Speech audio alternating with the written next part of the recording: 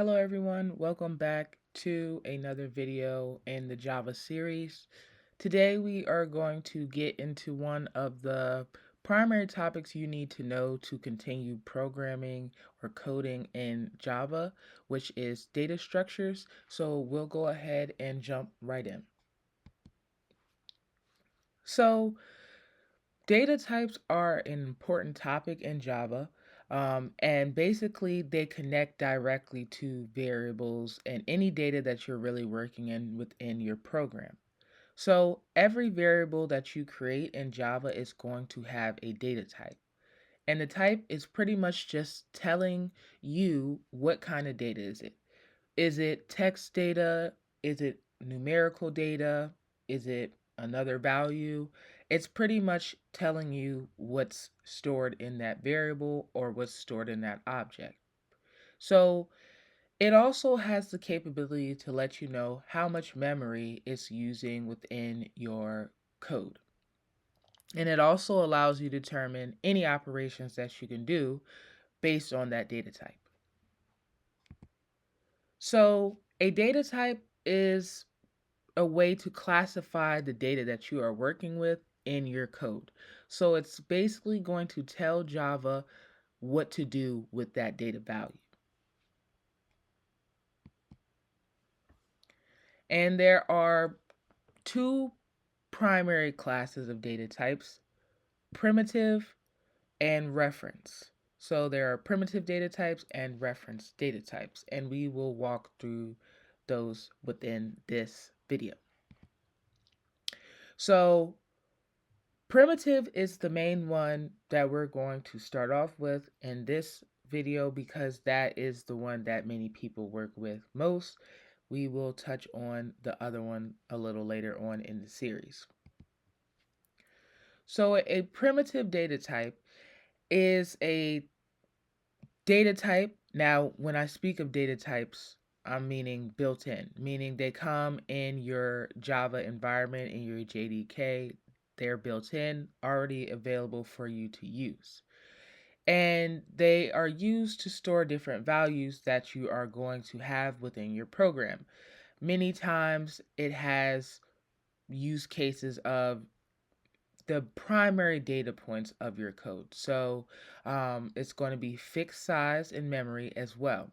And these are the 8 primitive data types. This is important to know. So there is 8 primitive data types: int, double, boolean, char, and byte, short, long, and float. And many of these do deal with number data, so that is something to keep in mind as well, but we will cover those as we go forward. So although there are 8, many times in your Java code, there's a primary 4 that you would be using out of these. Yes, you can use the other ones how you see fit, but I like to say, the least number that you have to remember, the better. So the ones that are easier for you to remember are going to be int, which deals with your whole numbers, double, which deals with decimal numbers, meaning 10.01, Boolean, and Boolean literally means the value of true or false. That is the value of a Boolean. It's either true or it's false. And then you have char, and char is going to represent a single character.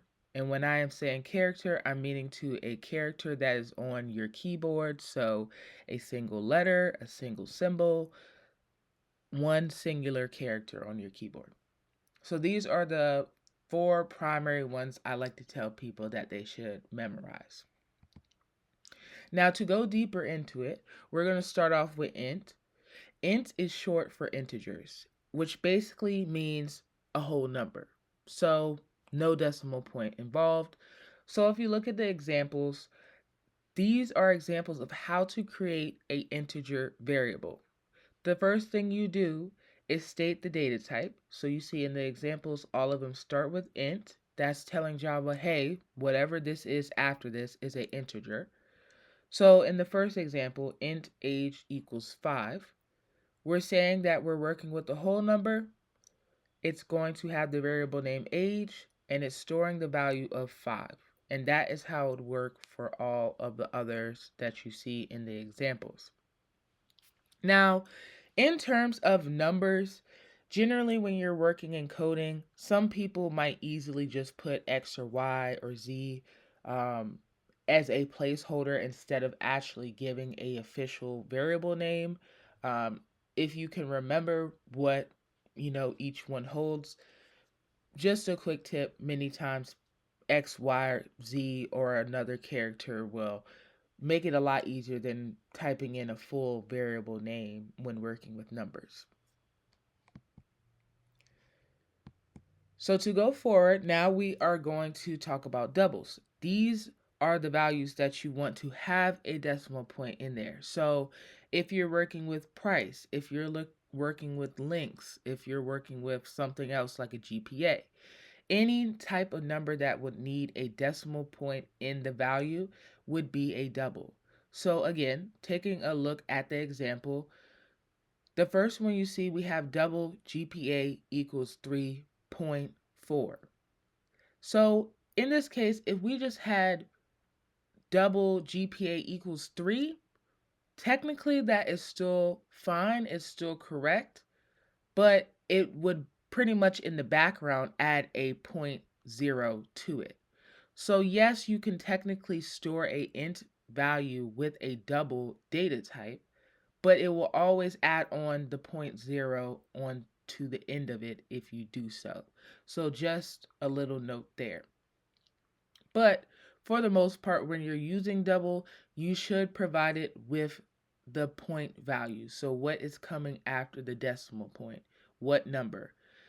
You can put as many numbers as you would like after the decimal point, but typically a lot of numbers either end with 1 digit or 2. So again, you can put as many many digits after the decimal. So that doesn't matter, but just a typical use case of it is 1 decimal value or 2. Up next, we have Boolean. So Boolean deals with your logical values, and this would make more sense when we cover another topic later on. But Boolean means true or false, and it's basically used to make decisions or conditions in your code. Now, we haven't talked about decision making in Java yet, but we will get there in this series. So this will show up then, but still to cover it being that it's a data type, what you need to know is it basically means true or false. And when you use these data types, you do not use them with quotes around it. It technically is not considered text. It is considered a known value in Java, so it does not need quotes. So you would literally state, for example, Boolean test equals true, no quotes. It would appear simply true, semicolon. And again, you will see how this use case works a little later on in the series. Then we have char. Char is short for characters, and it's used to store single characters. Again, that means you're using single quotes. So if you take a look at the example, we have 4 examples here. You start off with the data type. So you see chars first, followed by the variable name. In the first example, it's grade. And then your assignment operator, equal sign. And then you see the single quotes, not double quotes. You see single quote. And then it has one character within the single quote. So if you take a look at all the examples, all of them have a single character in the quote. Again, a character can be any character that you visibly see on your keyboard, letters, symbols. Typically, you will not put a number in a character unless you want it to be seen as text, which many times you don't. So many times your char is going to be a symbol on your keyboard or a letter, either lowercase or uppercase. So now that we've covered the common data types and the 8 primitive data types, we are going to look into how to use them. So first, we need to cover what's called type compatibility. So this means you are supposed to assign a value only if it matches the type. If you don't assign the value correctly to the data type, it could potentially cause issues in your program, and that would not be good for you overall. So if we take a look at the examples, first we're going to take a look at the good example. You see here we have int x equals 5. We also have Boolean done equals true. So take note, on the Boolean, at the value of true, there are no quotes because this is the one case where you do not need to use quotes with text in Java. If you take a look at the bad, you will then see that we have int x equals 5.5. This would cause an issue because you're assigning a double value to a integer. So if you try to do this, Java is not going to understand because you're saying that an integer is a double, and that is not the case.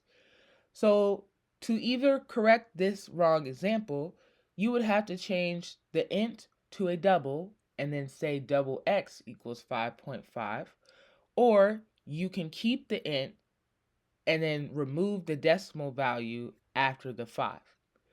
That will then fix this issue. So you have to be careful in this case. Same with the Boolean. If you take a look at the bad example of a Boolean, there are quotes around true.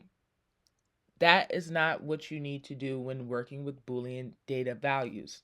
Quotes are not required for those. So make sure when you're using Boolean values, you do not use quotes with the value.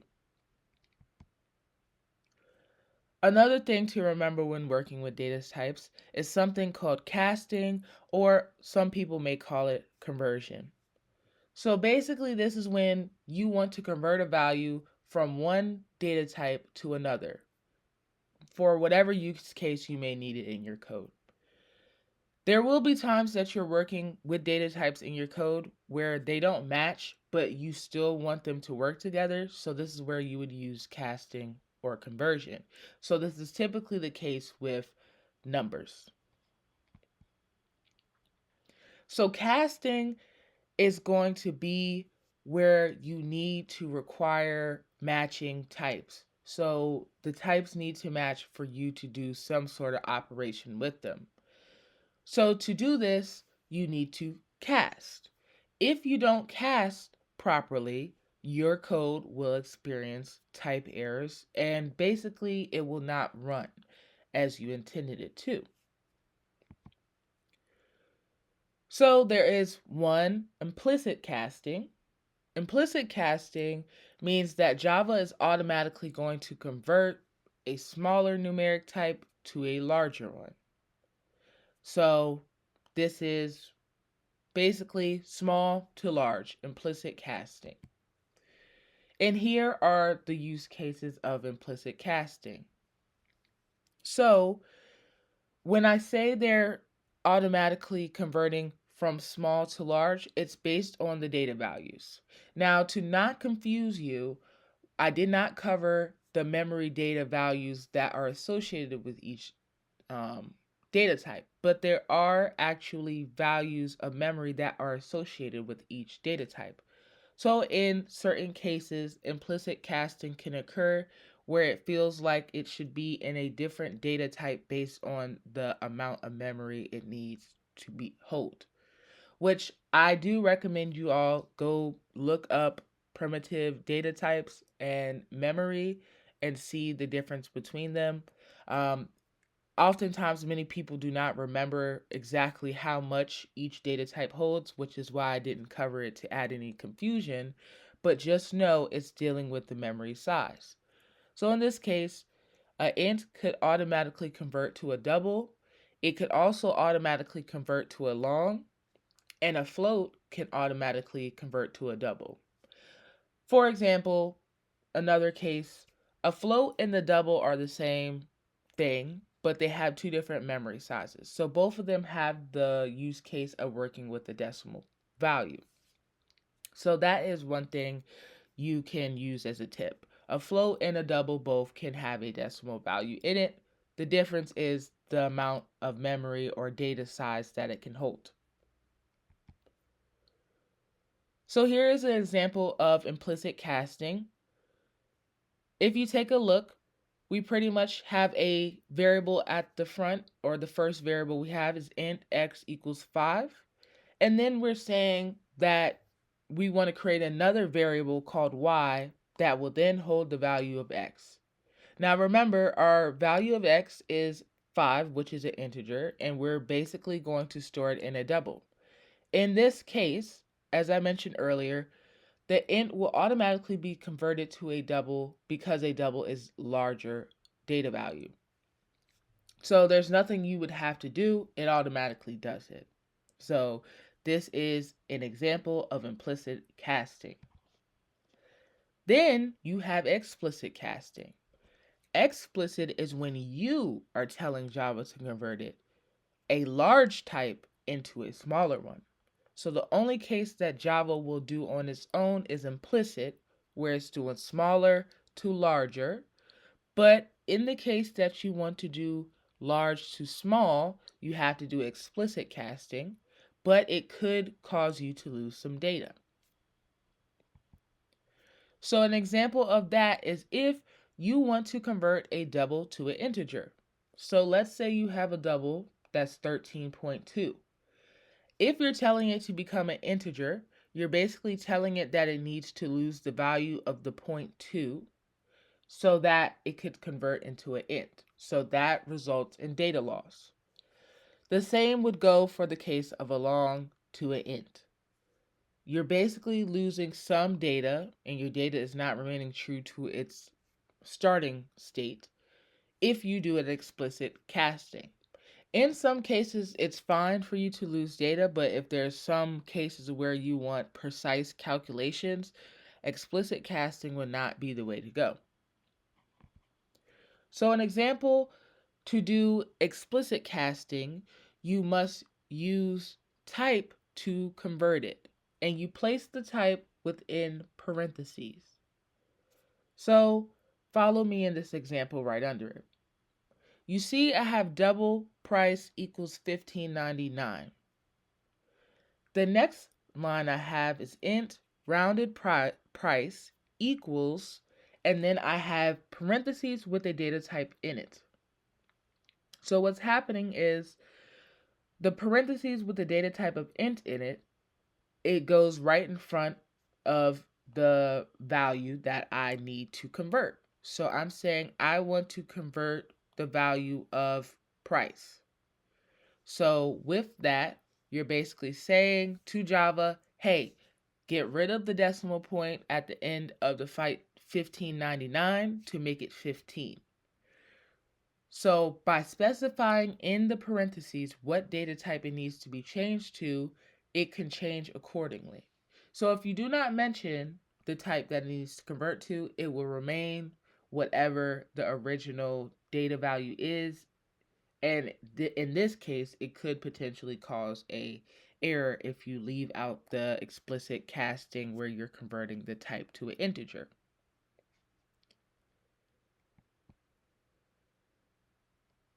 And then there's also the mixed type arithmetic. So you can technically mix an integer and a double and use a arithmetic operation with them, but it would depend on the data type that that variable is holding.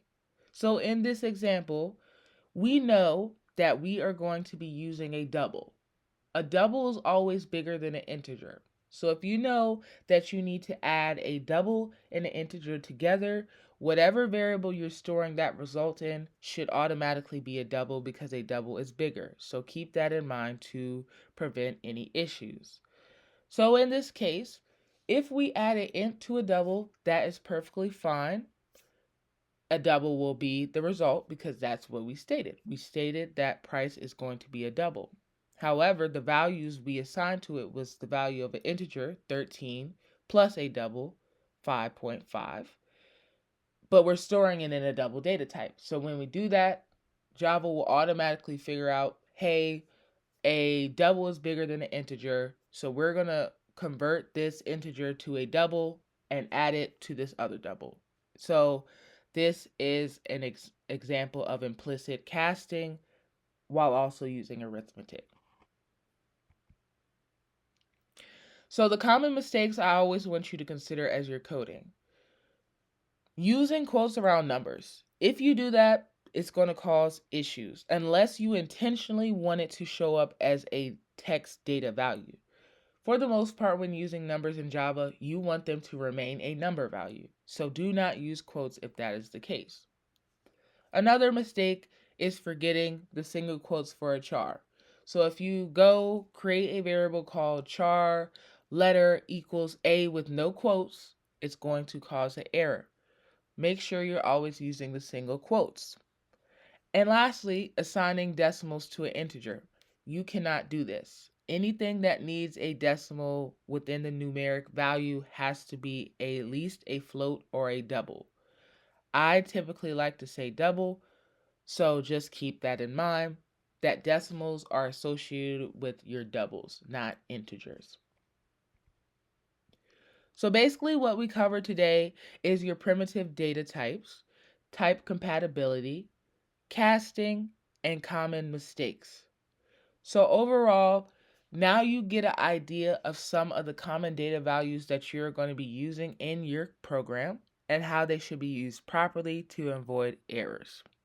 As we continue on in the series, you will be using these data types to do different activities, and you will be doing them or using them to complete different coding tasks. So right now, I know we haven't gotten to the parts where you would need to apply what we are covering, but it will make sense very soon. So please just follow along in this series and everything will make sense. So thank you all for taking your time out to watch this video. I hope that the data we covered was useful. Again, I always recommend you all take this information and do your own research to go a little bit deeper. My goal is to introduce the topic, introduce it quick, simple, to the point, to avoid confusion and allow you to continue to grow onto those skills after I have introduced them. So please continue to do your own research after watching this. So thank you all for your time, and I look forward to seeing you all in the next video.